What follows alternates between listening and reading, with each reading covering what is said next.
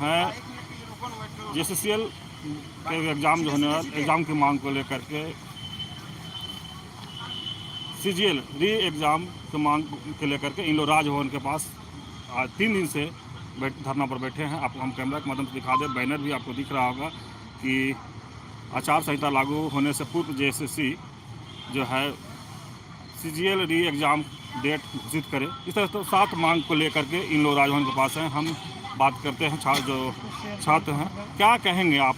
तीसरे दिन से आप धरना पर बैठे हैं। देखिए, धरना स्थल पर हम लोग का कोई शौक नहीं है अपने बूढ़े माँ बाप को छोड़ के पलामू से आकर पूरे समस्त झारखंड वासी के लिए लड़ाई लड़ना, क्योंकि लड़ाई मेरी नहीं है, ये झारखंड की माटी की लड़ाई है, ये झारखंड की पहचान की लड़ाई है, ये झारखंड के जनता जनार्दन के स्वाभिमान की लड़ाई है।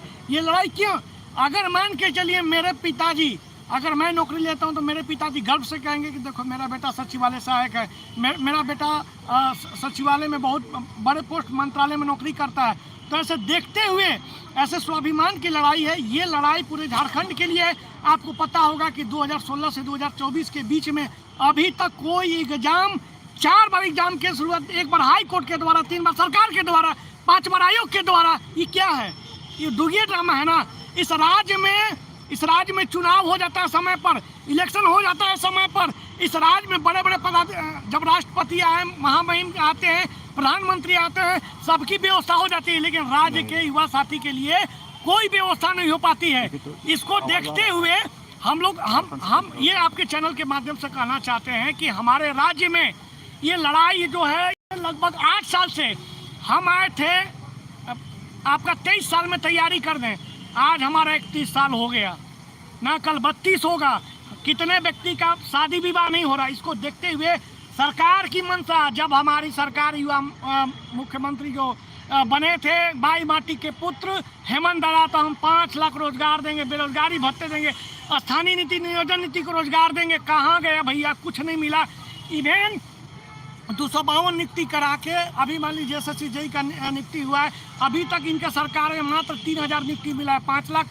4,97,000 कहाँ गया? और CGL जो कंबाइंड ग्रेजुएट लेवल, इसमें आप बता दे रहे हैं कि कितने बड़े बड़े जो ये एग्ज़ाम का धांधली, इसमें प्रीलिम्स ख़त्म कर दिया गया, मेंस ख़त्म कर दिया गया। भैया एक 1 टाइम एग्ज़ाम लिया जा रहा है जिसका कोई अता पता नहीं है। कहीं एग्ज़ाम ऐसा जगह लिया जा रहा है जहाँ कोई सुदूर क्षेत्र तो कोई जाता भी नहीं है। भैया एग्ज़ाम का मतलब आपको पता है। अगर सरकार की मंशा सही रहती तो मैं सरकार से एक प्रश्न जरूर करूँगा आपके चैनल के माध्यम से कि अगर आपकी मंशा साफ रहती तो आप एक हाई लेवल मीटिंग बैठाते। उस हाई लेवल मीटिंग में आपको क्या करना था? आप मुख्य सचिव को बुलाते, कार्मिक सचिव बुलाते, JSSC आयोग के सभी सदस्य को बुलाते, उसके बाद 24 जिला के SP को बुलाते, 24 जिला को DC को बुलाते। अरे भैया नहीं मिलता, कम से कम वीडियो कॉन्फ्रेंसिंग पर तो बात करते हैं कि हमारा 23 साल में हमारा राज्य क्यों गर्त में जा रहा है, हमारा युवा छात्र जो है उनका जीवन नर्क में क्यों जा रहा है। मनसा दिखना चाहिए सर। मनसा अगर रहना, तो मैं बता रहा हूं कि अगर मुख्यमंत्री की मनसा सही रहे, मेरी बात मानेंगे, एक बार वीडियो कॉन्फ्रेंसिंग पर सभी लोगों को अगर एक बार चेता देंगे, अगर सरकार कह दे ना, स्टेट लेवल में बहुत बड़ी पावर होती है।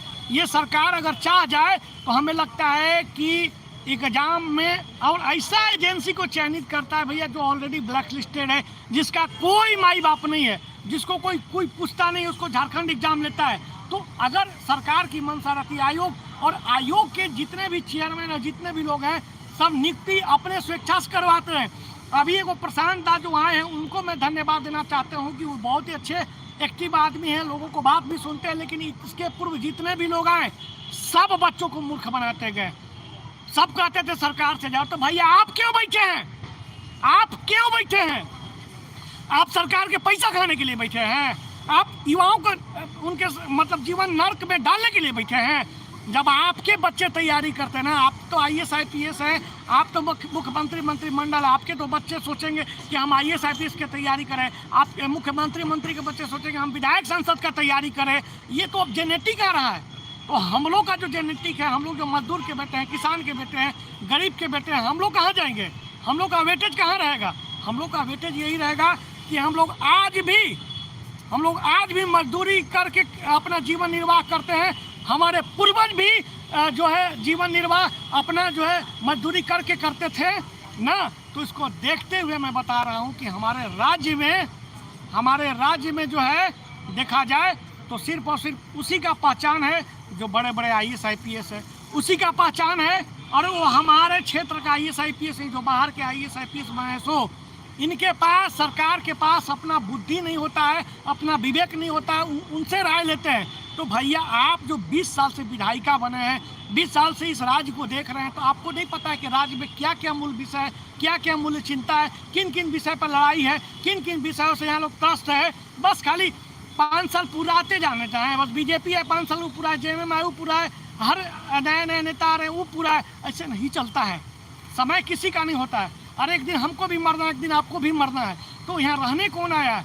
यहाँ सिर्फ कर्म करो, ताकि लोगों, आपका काम है लोगों का सेवा भाव करना। उसके अंदर जो ज़मीनी स्तर से जो व्यक्ति को हमारा राज्य जिसलिए अलग हो, हर राज्य की अपना अपना एक पहचान होती है। मेरी भी पहचान है कि मैं झारखंडी बेटा हूँ, मुझे झारखंड में नौकरी करने से सौभाग्य प्राप्त हुआ है, हम मेहनत करके नौकरी पाएँ। और आप है कि नौकरी बाहरियों को भेजने के लिए एकदम फटाफट वे करते जा रहे हैं। तो उसको देखते हुए हम लोग को लग रहा है कि विश्वास टूट गया है। क्या लगता है आप JSCC जो है एग्ज़ाम कराने का जिम्मेवारी उनको बनता है, आप लगातार सरकार या विपक्ष पर बात कर रहे हैं, लेकिन JSCC पर आप मुख्य रूप से कुछ क्या कहें? देखिए, जिस प्रकार बाप को अपने बेटा के करियर बनाने की जिम्मेदारी बनता है, उस प्रकार सरकार और आयोग की जिम्मेदारी बनता है कि वो कम से कम हम लोगों की बात जो है, मैं आपको क्या बोला कि जिस प्रकार बाप बेटा के करियर बनाने में लगता है, उसी प्रकार इन लोग का भी जिम्मेदारी होता है। तो इन लोग का जिम्मेदारी है ये नहीं है, इन लोग जिम्मेवारी लेगा अपने परिवार के लिए, हम लोग की नहीं। अगर आयोग चाह जाए, आयोग में इतनी बड़ी शक्ति है कि वो निष्पक्ष रूप से एग्जाम करा सकती है। तो अपने जिम्मेदारी से अगर प्रतिफल रहती, मजबूत रहती, तो हमें लगता है कि जरूर। नए जो अध्यक्ष आए हैं उनसे क्या उम्मीद है आप लोगों का? देखिए, नए अध्यक्ष आए हैं तो ये 3 चीज़ बहुत डिसीजन लिए हैं, बहुत अच्छा है, मैं साधुवाद देता हूं। और मेरे अध्यक्ष मेरे गार्जियन तुल्य, मैं उनको भी धन्यवाद देना चाहता हूं कि अगर नए अध्यक्ष आए तो कम से कम जो परिणाम, देखिए मैं एक बार मिल चुका हूं उनसे, और मिलकर मैंने बोला था कि सर जो एग्ज़ाम हो चुका है उसका रिजल्ट दीजिए, और जो एग्ज़ाम होना है उसको नहीं हुआ है उसको एग्ज़ाम करवाइए। तो उन्होंने 2 स्टेप लिए, PGT का रिजल्ट दे दिए, और DV भी चल रहा है, कितना लोग का ज्वाइनिंग होएगा, JSSC JEE का भी रिजल्ट दे दिए, JSSC JEE का भी रिजल्ट दे दिए। तो हमें लगता है कि अगर ये चाह गए, अगर इनकी मंशा साफ दिखती, तो हमें लगता है कि एग्जाम हो जाएगा। किनका मंशा साफ करने की बात करें? देखिए, JSSC के चेयरमैन का और सरकार का, सरकार ऑलरेडी, अगर वो सरकार का भी बात ना माने, देखिए अगर मुझे जिम्मेदारी मिली है, तो अगर मुझे अगला व्यक्ति कहेगा तो मैं नहीं सुनूंगा, क्योंकि मेरा काम है लोगों का सेवा करना। जिस प्रकार इस राज्य के मुख्यमंत्री का काम है जनता जनार्दन का सेवा करना, इस प्रकार आयोग के चेयरमैन और सचिव का काम है छात्रों की सेवा करना। अगर वो सेवा में विफल हो जाते हैं तो बात अलग है। अब सरकार और आप में कोई अंतर नहीं है, आप पढ़े लिखे व्यक्ति हैं, आप एग्जाम पास करके हैं, वो व्यक्ति जनता के वोट देकर आए हैं, चाहे जैसे भी आवे, पैसा देकर वोट ले, चाहे अपनी माने वंशवाद पर वोट ले, चाहे वो किसी प्रकार वोट ले। अरे आप तो पढ़े लिखे आदमी हैं, आपका तो अधिकार बनता है, आपको तो समझ में आना चाहिए कि हम ऐसा डिसीजन लें। चलिए नाम बताइएगा। नाम Satyanarayan Shukla, Jharkhand state student association के अध्यक्ष। सत्यनारायण शुक्ला जी की जो बात सुने आपकी, ये मुख्यमंत्री पर भी, लेकिन JSCC पर भी ये कह रहे हैं कि अगर चाहता तो एग्ज़ाम ले लेते और इन लोगों का जो नौकरी मिलना था मिल भी जाता, लेकिन JSCC भी न गंभीर है न सरकार के कारण गंभीर है। तो और भी हैं छात्र, हम उनसे भी बात करते। क्या लगता है, आप लोग आज 3 दिन से राजभवन के पास बैठे हैं, सरकार की तरफ से कोई सुध? देखिए, सबसे पहले किसी भी कार्य को पूर्ण करने के लिए दृढ़ इच्छा शक्ति होनी चाहिए। आप देखते होंगे, मैं एक छोटा सा एग्जांपल देता हूं, जो बगल के एक राज्य यूपी में क्या सिचुएशन थी 8 से 10 साल पहले। 8वें नंबर पे GDP था, चारों तरफ गुंडा राज था, क्या था। एक लीडर आया, उसकी दृढ़ इच्छा शक्ति थी। मैं किसी पॉलिटिकल पार्टी का ये नहीं कर रहा हूँ, मैं एक छोटा सा एग्जांपल दे रहा हूँ, क्योंकि जो लोग अच्छा करे ना, अगर वो दुश्मन भी हो तो उससे हमें सीख लेनी चाहिए। तो एक आया, आप देखिए 8वें नंबर से GDP से वो दूसरे नंबर पे ले आए। आप आए झारखंड में, पूर्ववर्ती सरकारों ने बहुत सारे एग्जाम लिए, जैसे दारोगा लिए, ठीक है, फिर दारोगा का एग्जाम हुआ, PT हुआ, मेंस हुआ, सारा कंप्यूटर बेस्ड पे हुआ, फिजिकल हुआ, रनिंग हुआ, और विदिन 6 मंथ्स में उनको ज्वाइनिंग लेटर मिल गया। कोई ना हाई कोर्ट गया, ना कोई धरना प्रदर्शन, ना कोई किंचित मात्र भी किसी ने कोई आवाज़ नहीं उठाया। आप आए बिना किसी कमेटी के रिकमेंडेशन का, आपने सीबीटी मोड हटा दिया। क्यों हटाया मैडम, क्यों हटाया सर? किसके सिफारिश से हटाया आपने सीबीटी मोड? आपने चोरी का दरवाज़ा एक खोल दिया। दूसरा चोरी का दरवाज़ा क्या खोला? आपने प्रीलिम्स हटा दिया। सबसे पहले जब एग्ज़ाम होती थी 10-15 साल पहले, इंटरव्यू भी इंक्लूड किया जाता था। तो इंटरव्यू में बहुत ज़्यादा धांधली होने लगा, तो वो लॉजिक समझ में आता है कि इंटरव्यू पैसा की भी उससे होता था, तो आपने हटा दिया। लेकिन जब प्रीलिम्स हटाया, आपने किस कमेटी के रिकमेंडेशन से? मैं आप सरकार से प्रश्न पूछता हूँ, क्योंकि ये आपका सचिवालय का ये नहीं है कि ये JSSC का ये मामला। सरकार आई, प्रीलिम्स हटा दी, किस कमेटी के रिकमेंडेशन से आपने हटाया?